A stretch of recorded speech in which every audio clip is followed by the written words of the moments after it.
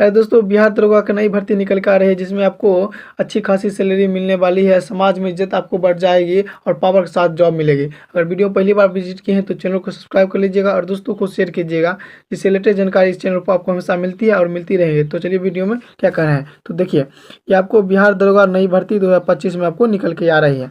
इसमें आपको apply online date शुरू है 27 फरवरी 2025 से आपका अप्लाई शुरू है और लास्ट डेट आपको 27 मार्च 2025। कहने का मतलब 1 महीना का आप कंटिन्यूस समय आपको फॉर्म भरने के लिए दिया गया है। ठीक, इसमें आपको देखिए, आपको कह रहा है, देखिए एग्जाम डेट नोटिफाई सुन। कहने का मतलब आपको एग्जाम डेट होगा तो उससे पहले आपको इस चैनल पर आपको बता देंगे, या आप भी वेबसाइट पर जाकर चेक कर सकते हैं। ठीक, एडमिट कार्ड अब जो आपका आएगा बिफोर, मतलब 10 दिन पहले आपको एडमिट कार्ड शो कर देगा वेबसाइट पर। ठीक, अगर बात मैं करूँ तो जनरल, ओबीसी, ईडब्ल्यू और अदर स्टेट के बच्चे भी हैं, मेल फीमेल दोनों को 700 रुपया करने, मतलब डेबिट और क्रेडिट कार्ड किसी भी तरह से आपको पेमेंट करके ऑप्शन दिया रहेगा, आप कर सकते हैं। ठीक, इसमें आपको एससी और एसटी है तो 400 रुपया आपको लिया जाएगा। बात करें बिहार के, जिसमें बिहार का फीमेल की बात करें तो 400 रुपया लिया जाएगा, मतलब एससी एसटी के अदर बच्चे हैं तो भी और बिहार के हैं तब भी आपको 400 रुपया चार्ज लिया जाएगा फॉर्म भरने के लिए।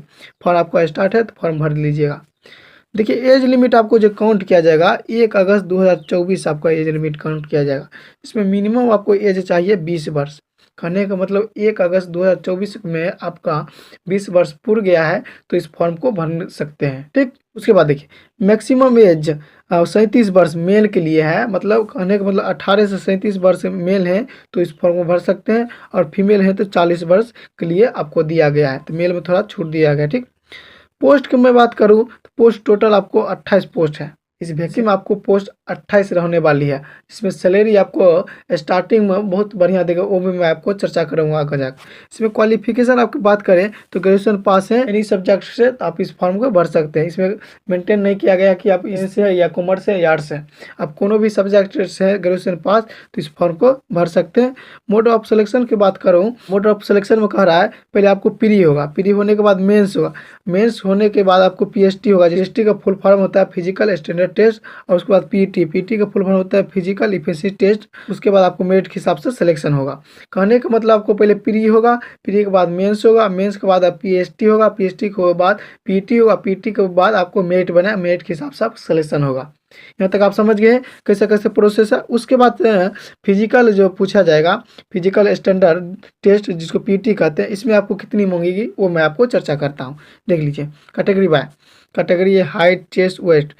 जनरल बीसी मेल है तो 165 सेंटीमीटर आपको हाइट मांगेगा, और चेस्ट 81 से 86 सेंटीमीटर मांगेगा, मतलब आपको बिना फुलाए आपको 81 सेंटीमीटर और फुलाकर 86 सेंटीमीटर आपको मांगेगा। इसमें वेट कंटेंट नहीं किया गया है इसमें। ठीक, उसी तरह ईबीसी एससी एसटी है तो 160 सेंटीमीटर, आप बिना फुलाए 79 और फुला के 84 सेंटीमीटर बीच आपको रहना चाहिए, मतलब 5 सेंटीमीटर का नॉर्दमा। इसमें भी वेट काउंट नहीं किया गया है। ठीक, उसी तरह आप देखिए, ऑल कैटेगरी फीमेल हैं, किसी भी कैटेगरी के फीमेल है तो आपको 155 सेंटीमीटर मांगा गया, जिसमें चेस्ट इंक्लूड नहीं किया गया है। वेट आपको 48 केजी होना चाहिए। उसी तरह आपको फिजिकल इफिशिएंसी टेस्ट की बात करें, फिजिकल इफिशिएंसी टेस्ट इसको पीटी कहते हैं। इसमें आपको देख लीजिए, टेस्ट नेम, जेंडर डिटेल्स। अगर बात करूँ रनिंग का तो मेल का 1 मील इन 6 मिनट 30 सेकंड में। कहने का मतलब आपको 1 मील मतलब क्या होता है, 1600 मीटर या 1.6 किलोमीटर आपको 6 मिनट 30 सेकंड में आपको दौड़ लगाना पड़ेगा।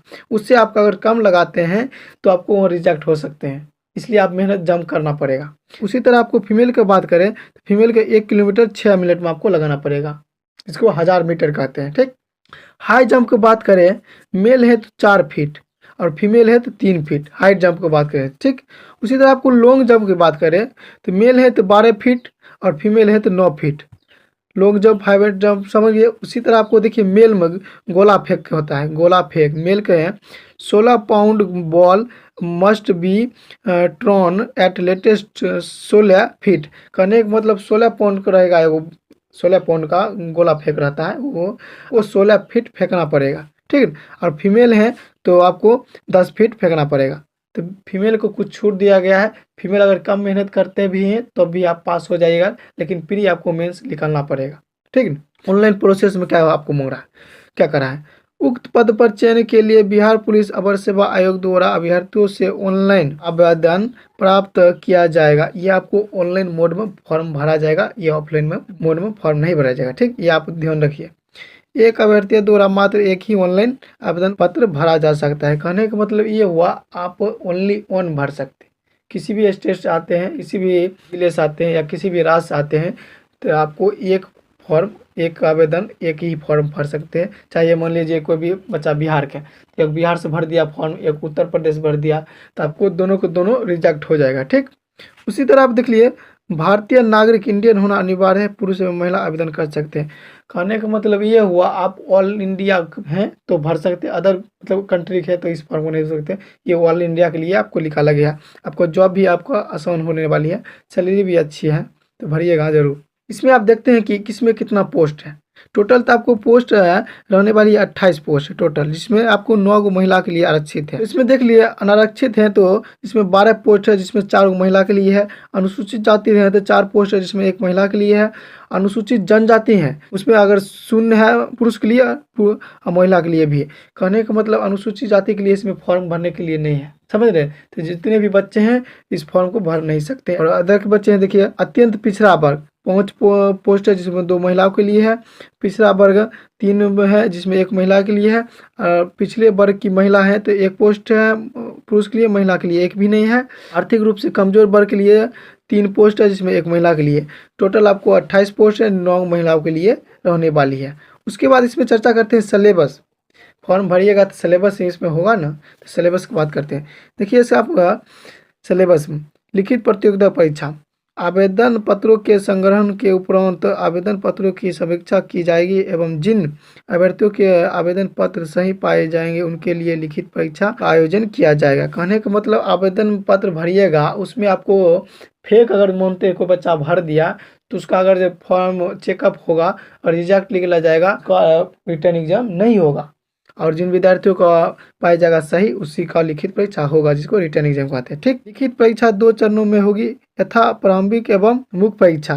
लिखित परीक्षा के सभी बहुविकल्पीय प्रश्नों पर आधारित होगी। कहने का मतलब ये हुआ, लिखित परीक्षा जो होगी वो बहुविकल्पीय प्रश्नों पर आधारित होंगी। ठीक, प्रथम चरण देखिए, प्रारंभिक परीक्षा। प्रारंभिक परीक्षा में 200 अंकों का एक पत्र होगा, मतलब आपको 200 अंकों का एक प्रश्न रहेगा। ठीक, जिसमें प्रश्नों की कुल संख्या 100। कहने का मतलब ये हुआ, एक क्वेश्चन 2 नंबर का रहेगा। ठीक, एवं परीक्षा की अवधि 2 घंटे की होगी, आपको 2 घंटे की परीक्षा होगी। कहने का मतलब 200 अंकों का प्रश्न रहेगा, एक क्वेश्चन 2 नंबर का रहेगा और 2 घंटे का आपको समय दिया जाएगा। ठीक, उक्त पत्र में सामान्य ज्ञान एवं सामयिक मुद्दों से संबंधित प्रश्न पूछे जाएंगे। आपको जो प्रश्न रहने वाली है प्रथम चरण में, आपको सामान्य ज्ञान एवं सामयिक मुद्दों से संबंधित प्रश्न रहने वाले हैं। इसमें आपको 30% से कम अंक प्राप्त करने वाले अभ्यर्थी मुख्य परीक्षा के लिए असफल घोषित किए जाएंगे। कहने का मतलब ये हुआ, अगर जब आप 30% से कम भी मानते हैं तो आप इस परीक्षा के असफल घोषित किए जाएंगे। ठीक, उसके बाद देखिए, प्रारंभिक परीक्षा में प्राप्त अंकों के आधार पर रिक्तियों के 20 गुना सफल अभ्यर्थियों का चयन मेधा क्रमानुसार आरक्षण कोटिवार किया जाए। कहने का मतलब आपको सफल अभ्यर्थी 20 गुना लेगा, जितने वैकेंसी है उसके 20 गुना आपको सफल अभ्यर्थियों को क्रमानुसार में आरक्षण कोटि किया जाएगा। ठीक, मुख्य लिखित परीक्षा हेतु अर्हता प्राप्त अभ्यर्थियों की पर्याप्त संख्या में अनुपलता की दशा में उक्त अनुपात उपयुक्त रूप से कम किया जाएगा। ठीक, द्वितीय चरण मुख्य परीक्षा। प्रारंभिक परीक्षा में सफल अभ्यर्थियों को मुख्य परीक्षा में निर्णय का अवसर प्रदान किया जाएगा। मुख्य परीक्षा में 2 पात्र होंगे। कहने का मतलब आपको जो विद्यार्थी चरण 1 में पास करते हैं उसी को आपको मुख्य परीक्षा में सम्मिलित किया जाएगा, जिसमें भी आपको 2 चरण होगा। प्रथम पत्र 200 अंकों का सामान्य हिंदी 2 घंटे का होगा, जिसमें 100 प्रश्न होंगे एवं न्यूनतम अंक तक 30% अंक प्राप्त करना अनिवार्य होगा, अन्यथा उन्हें अयोग्य घोषित कर दिया जाए। कहने का मतलब आपको 200 अंकों का सामान्य हिंदी होगा, जिसमें आपको 100 प्रश्न होंगे, जिसमें आपको 30% अंक लाना अनिवार्य होगा, नहीं तो आपका आयोग घोषित कर दिए जाएंगे। ठीक, सामान्य हिंदी का प्रत्यंक मेघा में नहीं जोड़ा जाए। कहने का मतलब इसमें पास होना पड़ेगा, लेकिन इसमें मेघा सूची आपको नहीं बनाई जाएगी। ठीक, द्वितीय पत्र सामान्य अध्ययन, सामान्य विज्ञान, नागरिक शास्त्र, भारतीय इतिहास, भारतीय भूगोल, गणित एवं मानसिक योग्यता जांच से संबंधित होगा।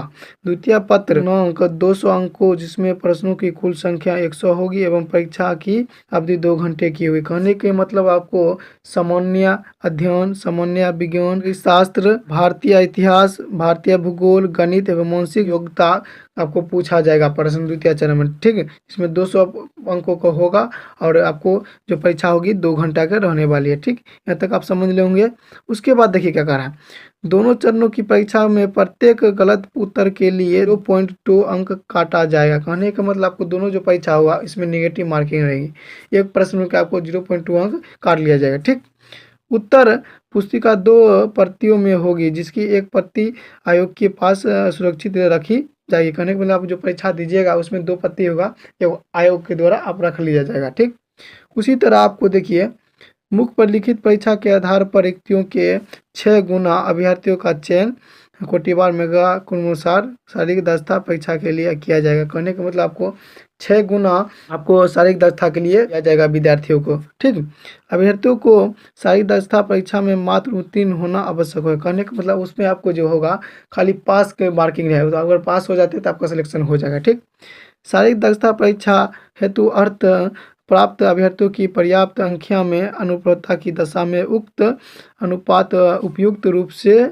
कम किया जाएगा। कहने का मतलब ये हुआ उपलब्धता की दशा में अनुपात उपयुक्त रूप से कम किया जाएगा। ठीक, उसके बाद आपको देखिए इसमें आपको जो सैलरी मिलने वाली है, सैलरी आपको 35,000 से स्टार्टिंग है प्लस। ठीक है, इसमें आपको 35,000 से प्लस स्टार्टिंग है शुरू।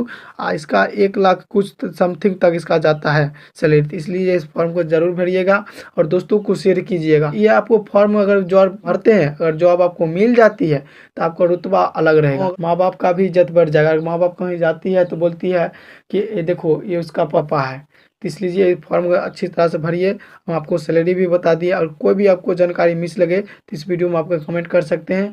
ऐसे ही वीडियो देखने के लिए मेरा चैनल सब्सक्राइब कर लीजिएगा। Thank you for watching. जय हिंद दोस्तों।